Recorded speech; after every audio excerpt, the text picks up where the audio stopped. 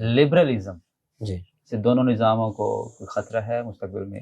دیکھیں آزاد سوچ آ جاتی ہے، کہتی ہے کہ میری مرضی میں سرمایہ دار کا ساتھ دوں، میری مرضی میں دیکھیں لبرلزم تو آزادی کی بات کرتا ہے، مساوات کی بات کرتا ہے، اور انڈیویجویلٹی کی بات کرتا ہے، انفرادی سوچ کی بات کرتا ہے، انفرادی سوچ کی بھی بات کرتا ہے، اور بالفرض میں کہتا ہوں کہ مجھے سرمایہ دارانہ نظام اچھا لگتا ہے، جی تو اشتراکی نظام میں رہتے ہوئے یہ میرے لیے دیکھیں آپ سیلف انٹرسٹ میں کام کر رہے ہیں نا، پھر سیلف آپ کا انٹرسٹ ہے، اس میں آپ کام کر رہے ہیں، آپ کو بہتر لگتا ہے، لیکن آپ اس واسٹ میجارٹی کو نہیں دیکھ رہے نا کہ جو اس نظام کی وجہ سے سفر ہو رہی ہے. ٹھیک ہے. اگر آپ انسانیت کی بات کر رہے ہیں تو پھر ظاہر ہے آپ کی کھال کو تھوڑا سا لچکدار ہونا چاہیے نا، کہ آپ ان پہ بھی دیکھیں کہ جو لوگ مر رہے ہیں بھوک سے، بیماریوں سے مر رہے ہیں، مطلب ان کو کوالٹی، مطلب آپ جو چیزیں ہیں وہ نہیں پرووائڈ کر سکتے.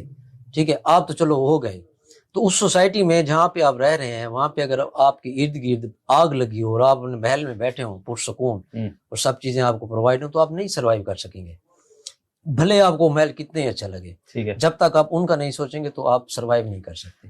تو یہ نظام سرمایہ دارانہ نظام مزید اس میں اتنی سخت نہیں ہے کہ یہ اب چل سکے. مستقبل میں سوشلزم، کیپٹلزم کسی ایک نقطے پہ اکٹھے ہو کے کسی نئی سوچ کو جنم دے سکتے ہیں؟ سر ایک سوچ تو ان کا ایسی مثال ہے نا، جیسے آپ کہیں کہ دن اور رات ایک ہو جائیں.